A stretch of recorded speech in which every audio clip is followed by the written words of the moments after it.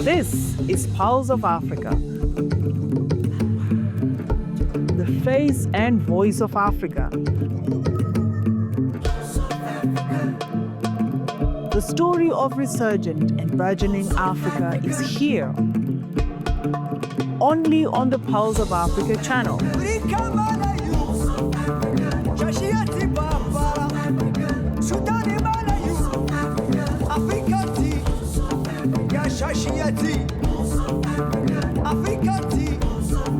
Pulse of Africa, the face and voice of Africa.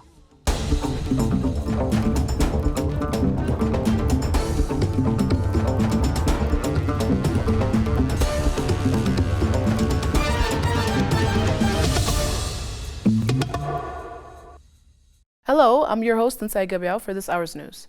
Let's start from Ghana. Ghanaian President John Dramani Mahama renewed calls for Africa to be granted permanent seats on the United Nations Security Council during an address in Accra on Monday, describing the continent's exclusion as a historical injustice. Ghana continues its long-standing and legitimate demand for Africa's permanent seats on the United Nations Security Council, Mahama said. Mahama reiterated that the continent demands at least 2 permanent seats with veto power along with additional non-permanent seats. Ghana continues its long-standing and legitimate demand for Africa's permanent seats on the United Nations Security Council. Africa, with 54 countries and over 1.4 billion people, remains the only inhabited continent in this world without a permanent representation on the world's most influential decision-making body. This historical injustice must be corrected. The African Union's Ezulwini Consensus and the CERT Declaration clearly express Africa's stance. The continent demands at least 2 permanent seats with veto power, along with additional non-permanent seats. The Ghanaian leader expressed appreciation for Germany's support for the Security Council reform, calling on other nations to move beyond rhetoric and take action. Mahama's comments align with other African demands for reform. At the UN General Assembly in September, many African leaders urged the UN to grant Africa a stronger voice within its institutions, particularly the Security Council. Morocco and Gabon have strengthened bilateral ties in digital transformation during a meeting between Amal Al-Falal Al-Sagroshini, Minister for Digital Transition and Administration Reform of Morocco, and Marc Alexander Dumba, Gabon's Minister of Digital Economy, Telecommunications and Post. Minister Al-Falal Al-Sagroshini hailed the visit as a practical step to turn partnership into projects benefiting African youth, aligning with Morocco's royal vision for Africa-African cooperation. She showcased the Digital Morocco for Sustainable Development, launched with UNDP at the UN General Assembly, Arab-African Platform for Innovation, AI and Entrepreneurship. National programs like Job in Tech and Youth AI Training were also highlighted. She invited Gabon to GI Techs Africa to deepen collaboration. Minister Dumba praised Morocco's digital leadership and expressed interest in adopting its expertise. Both agreed to launch joint AI training, data analysis, and digital skills programs, including remote learning via Moroccan platforms. Mauritius signed on November 3rd a cybersecurity cooperation agreement with the Indian state of Maharashtra to enhance bilateral collaboration in digital security. The initiative includes a series of training workshops in Port Louis conducted by experts from Maharashtra Cyber, a public agency specializing in cybercrime prevention and incident management. The program aims to strengthen the technical skills of Mauritian public and private sector professionals. The partnership follows Indian Prime Minister Narendra Modi's visit to Mauritius in March and aligns with the country's national cybersecurity strategy, which makes digital resilience a core pillar of its digital transformation agenda. In recent years, Mauritius has stepped up efforts to build secure digital infrastructure as cyber attacks become more frequent and sophisticated worldwide. Through this cooperation, both parties aim to exchange best practices, strengthen ties between specialized institutions, and develop a regional network of cybersecurity experts. Mauritius remains one of Africa's top performers in digital transformation. This is Africa,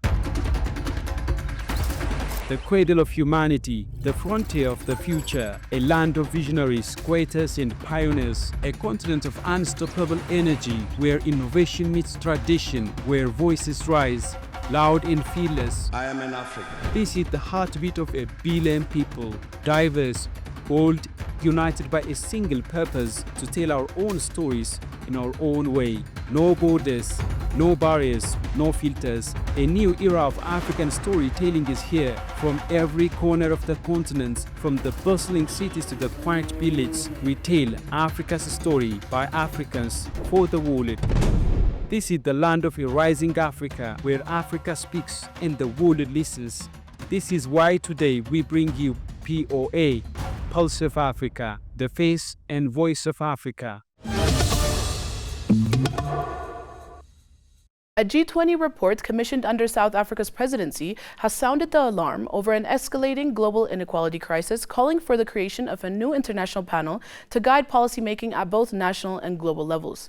On Tuesday, South African President Cyril Ramaphosa received the G20 Extraordinary Committee report on global inequality from Nobel laureate Joseph Stiglitz, UNAIDS Executive Director Winnie Benyama, and 4 other leading global experts of the committee at the ceremony in Cape Town.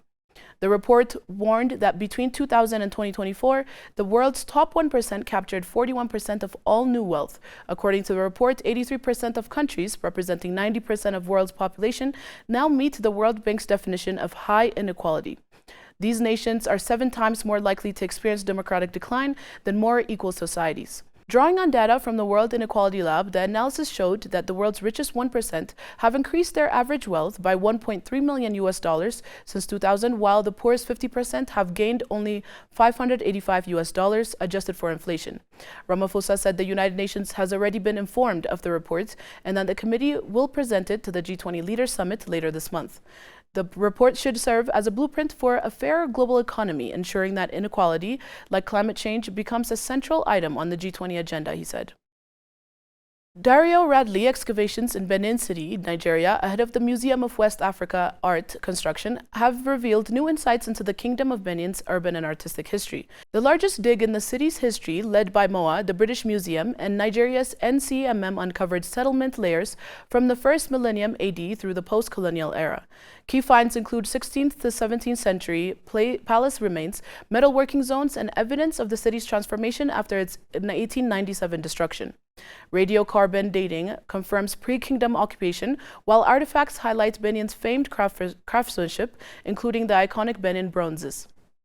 The new MOA Institute will become a hub for West Africa archaeological research and conservation.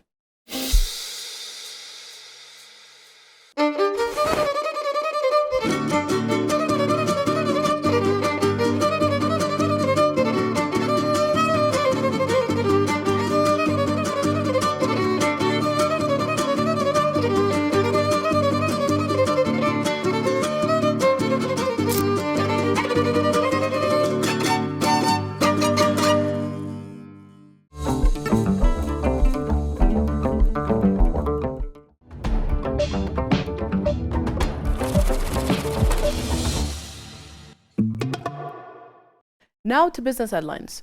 The Libyan National Oil Corporation announced Tuesday the discovery of oil in an exploratory well south of the Western Mountain in the Gadems Basin, about 450 kilometers southwest of Tripoli.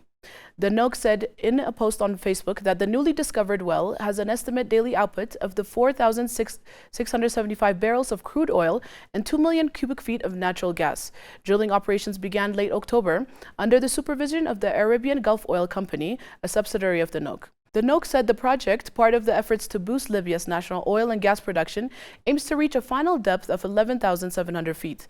The well is the 10th in a series drilled by the company in the same area since it began exploration there in 1985. According to Libya's Minister of Oil and Gas, Khalifa Abdul Sadiq, the country plans to raise its oil production to 1.6 million barrels per day next year, up from the current levels of around 1.4 million barrels per day. He noted that Libya's proven oil reserves stand at 48 billion barrels, with oil revenues contributing over 90% of the state's income.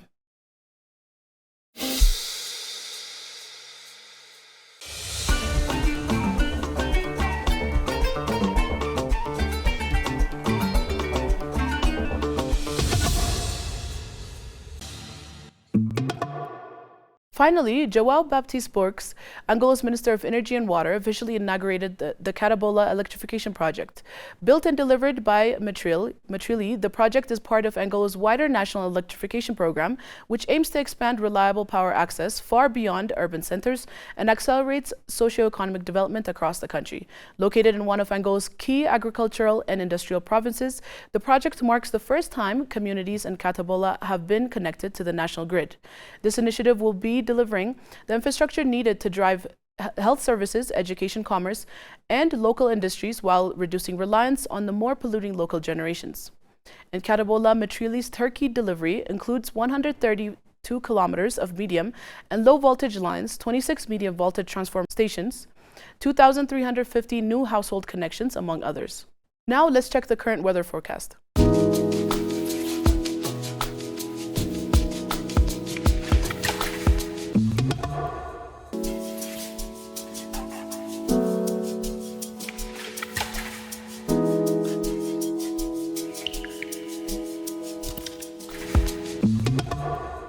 Thanks for tuning in, and goodbye until the next hour's news program.